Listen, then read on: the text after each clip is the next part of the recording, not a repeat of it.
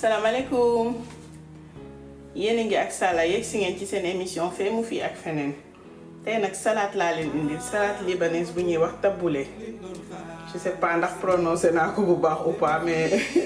am na ay xaritu libanaise dinañ ma corriger s'il le faut en tout cas tey taboulé laa leen indil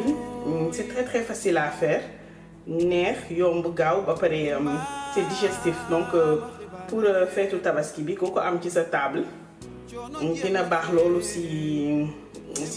ndawal bi boo ko booleeg moom parce que c'est digestif et puis c'est pas lourd c'est très très léger donc ingrédients yaa ngi nii dinaa leen bindal yépp ci description bi donc ne vous en faites pas ingrédients yépp dinaa ko bind. léegi suñu bëggee commencer góor la ñu am fii gis ngeen ko am na ñoo xamante ni bii nag couscous lañ koy defee ku mel ni may mën a caw mais prochainement dinaa leen indil salade de couscous maanaam comme ni ko ñeneen ñi di waxee taboulé couscous mais tey bii la ñuy defar bi nga xamante ni bii taboulé libanais lañ koy woowee voilà. donc dañuy jël suñu boulgour sotti ko ci suñu salade yi bëriwul mais c'est suffisant. daal di jël suñu ndox mu tàng boo xamante ni bi tàngaloon nañ ko auparavant daal di ko siy sotti gis ngeen ko nii suñ ko ci sotti ba am ndox bi un peu benn centimètre au-dessus de boulgour bi rek ñu daal di taxaw di koy tëj daal di koy teg de côté bàyyi ko mu gonfler soo ko laalee mu dëgër nga dolliwaat ndox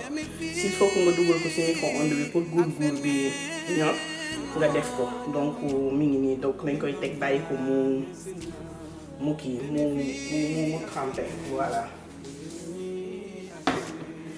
léegi li ci des gis ngeen ko yomb na moom pratiquement pare nañu am nañu fii suñu tomate yoo xam émincé nañ ko ak suñu soble am fi suñu ay herbes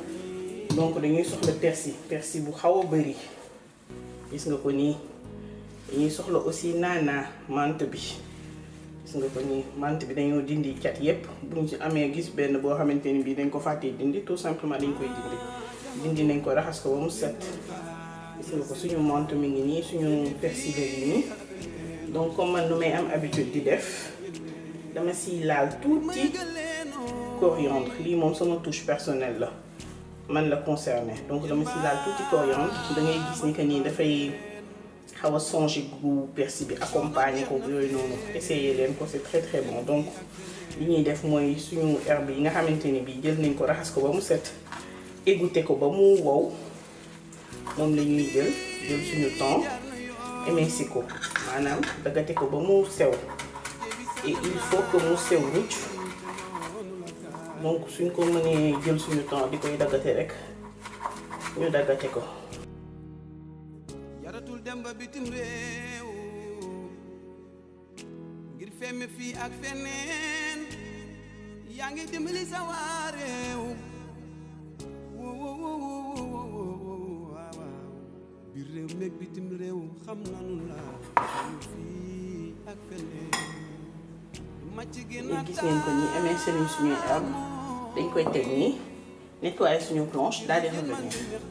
ay ca mi ngi noonu gis ngeen ko ñëwaat nañu suñu boulgour gonflé nañ ko ba pare bi ma ko xoojee dama ko jël dugal ko ci micro-ondes bi tuuti comme ça mu naan ndox bi ba pare gën a gaawal cuisson bi mu ngi nii ñor na xomm gis nga dafay gonflé donc dama ko wàññi nii tuuti du coup pour xool par rapport ak li may def su boulgour bi doyul ma dolli léegi ma jël sama ay herbes sotti si daal di jël tomate yi laal ko si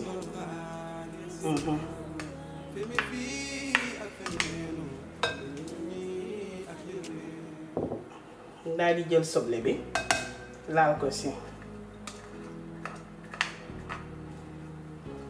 nga commencé na déjà di jël forme suñu salade mu ngi ñëw gis nga ko nii c'est très très frais ñu daal di jël citron bi lii benn citron entier la arrosé ko ci su doyul dañuy daal di dolli ñu daal di xorom nag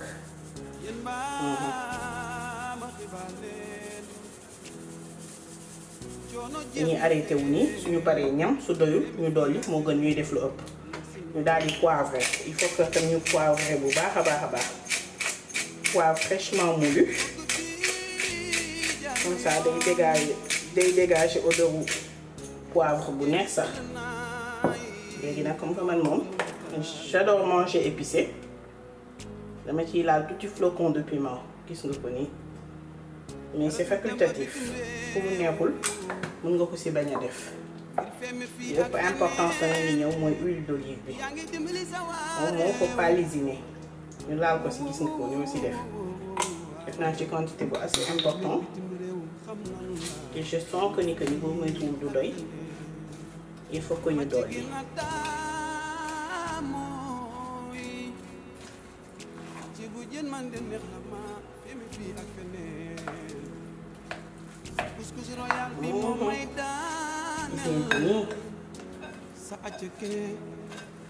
ñu tabuli jël na forme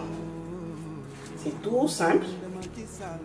mais c'est très bon délicieux ba pare digestif donc bii moom yaa essayé ci fête bi doo leen ko regretter rectifier assaisonnement yi daal di ñëw ak yéen ci dressage bi à tout à l'heure ay ci mi ngi noonu tey salade bi dañ leen indiloon muy taboulé